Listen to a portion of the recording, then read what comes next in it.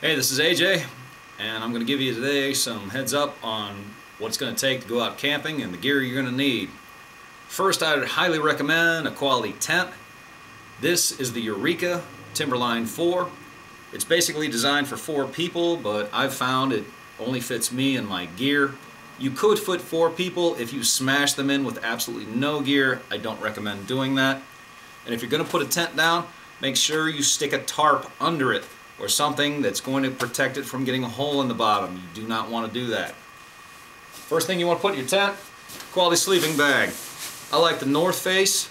They make really nice quality ones. This is the Goliath, rated to 0 degrees Fahrenheit. I'd say more realistically you're looking at about like 30 degrees Fahrenheit, but still very nice, very worth the money, about 200 bucks. Under that, I know a lot of people love those air mattresses, and that's great. I think there's a lot of equipment and they're rather heavy. I like using the old school military style pads under there.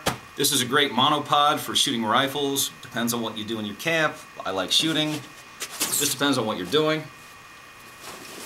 Put all your gear in a backpack. Whatever you've got, even the tent, if you can't carry it, there's a problem. Especially if you have to go somewhere. A lot of you guys, you got campers, you got big old trucks, you throw everything in the back, that's great. But if you don't and you have to go somewhere, it's really nice if you can stick it in a backpack. It just depends on what you're doing. Another thing you want to make sure you have is rain gear. I use a standard rain suit. It's basically a jacket, pants. The jacket's got a hood on it. Depends on what you want. The old style military ponchos or the emergency style ponchos you can get at retail stores. They're not bad, just depends on what you like. One of the things I've heard a lot of people talk about is how cold your feet get at night. Sometimes camping can get rather cold at night. I would recommend an old diver's trick. These are liners for a dry suit for a scuba diver. These are made by Bear. They're about $50. They're made out of fleece. They're very nice. They're not made for walking around. You're supposed to be wearing boots over these. But inside a sleeping bag, this will keep your feet warm. And if you can scuba dive in 40-degree water, which is about the temperature of a cold beer, it's going to keep your feet warm when you're sleeping. Keep that in mind. You're also going to have to dig. I like the old school Spetsnaz style shovel. Yeah, the E-tool from the military works great. These are extremely cheap, 10, 15 bucks. You can throw these, you can chop with these, you can dig with these. For the money, these are tough to beat. E-tools can get up to about $50. And you can throw this, how cool is that? And you can chop stuff with this. Kick ass. The more things you can do with it, the better. And for 15 bucks, kick ass. All right, when you're putting your tent in the ground, you can use these cheap-ass stakes that they come with, or you can use the custom ones. If you buy them in a high-end retail store, they can be $2 each. I got these at Walmart. I think a 4-pack was 4 bucks. I like these better. The only downside to these is if the ground is dry, you have to hammer these in. Yes, you can use an axe with a hammer on one end, but an axe is sharp. It's heavy, and if you carry an axe with you, somebody is going to make you want to cut some stuff up. You're on vacation. Hey, why am I working on your stuff on my vacation? So if you have to hammer it, use a rubber mallet. There isn't a whole lot you can do with a rubber mallet other than drive stakes in, so no one's going to ask you to do anything on your time.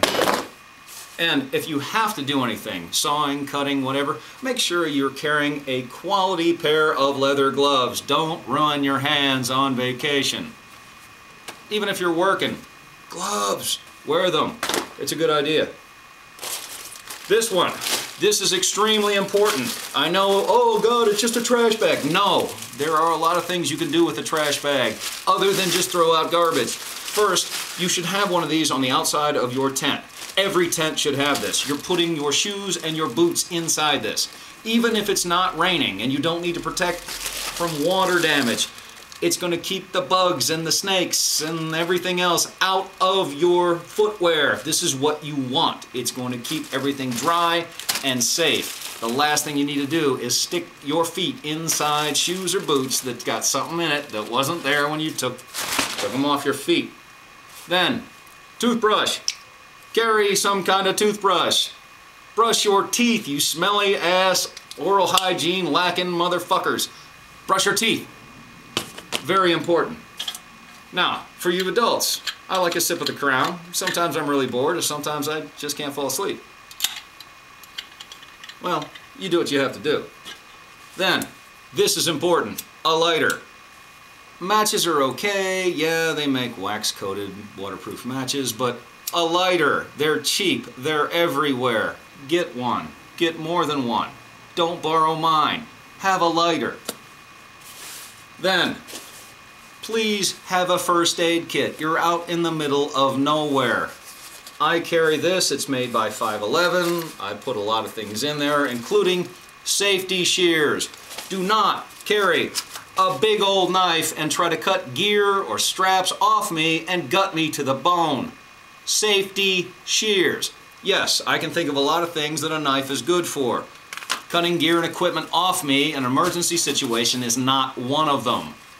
Safety shears also have battle dressings. I know you're not mostly in the military, but if you're drunk and shooting and somebody gets hurt, have a field dressing. Look up Israeli field dressing or Israeli battle dressing. They're cheap, they're about $11. That and Quick Clot. It's just a good idea just in case. I'd rather people had this than not have this. You're camping, you're drinking, you're shooting, I get it. Then, tools. Have a multi-tool. This one happens to be the SOG EOD. It happens to be the one that I carry. It's not the best, it's not the worst, it's very nice. These are around $70. You can get some ridiculous ones that have all kinds of crap on it. You can get little teeny ones. Carry one that you're comfortable with, but carry multi-tools, all right? You can't have a whole kit on you most of the time, especially if you're backpacking. This is something you should carry along with a lighter and your trash bags. It's a must. Then, flashlights. Okay, this is the Surefire E2D. It's rather expensive. I happen to like the high-end stuff, but make sure whatever flashlight you carry is LED. The incandescent lights are as dead as VCR tapes. Stop carrying them. LED has a lot of advantages. First, it will have the battery life extended up to 3 times, possibly more. It's a little expensive on the flashlight initially, but overall, the lights last 10,000 hours and the battery life 3 to 4 times as long. You'll make your money back. I have a light up here, a lantern style. This one is, can't see it, it's a flip. These are nice, about 30 bucks. They hang from the tent. Very nice. Also, when you're going out and you're camping, backpacking, wherever, have a map. I know GPS is on everybody's phone, or at least the people that keep up with technology. These are free. Get these. You can hand them out. You can point at stuff. Everyone can see it. It can be raining and you can carry these outside. They're free. Get them. Carry them. Great idea. I highly recommend that. Then, yes, GPS again, but have a compass. This is the Kamenga H3. Now, this is the military style. They're rather expensive. They can be upwards of $100. I think I got this one for $70. I got a pretty good deal. These are tritium based. I can see this day or night. No flashlight required. I can even read the very small writing on it, so I can get all kinds of azimuth degrees on here. These are nice. No batteries required. You can get them wet. You can drop them. They'll still work. Highly recommend this, especially if you're backpacking. If you have to write something down, write in the rain. They make all kinds of paper that you can write on. It's wax coated. You can write with pencil or pen. I prefer the 0.7mm pencil because pens tend to break and the ink gets everywhere. They aren't horribly expensive and they're waterproof. You can drop this in water and you can still write on it and it won't crinkle up and have everything bleed off it. Very important. You're gonna have to go number 2. Think about it. When you poop, you gotta wipe. So, I prefer using this style Kleenex. Yes, this will not protect it from dropping it in the water or the rain, but the plastic keeps every single one individually wrapped, and toilet paper is big, it's bulky, and most times it doesn't work well in backpacks. 550 cord. Look it up online if you don't know what it is. If you don't carry this with you, it comes in every color, holds 550 pounds of pressure before it breaks, and it's great. Twine is dead.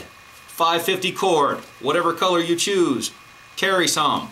Usually comes in 100-foot packs. Carry some. If you can afford it, because you ain't borrowing mine. PBS 14, night vision. This is great. This, for civilians, would cost about $3,500. Night vision is really cool outside. This is what current issue military uses. I'd recommend some kind of night vision if you could. It does make your camping a little more interesting, if you can use it, if you can find it, if you can afford it. Other than that, I'll try to find something from coffee to cooking next time. Hopefully this did you some good. If you have any questions, please write me. If you have any comments that are bad, kiss my ass. But other than that, I'm AJ. I'll see you next time.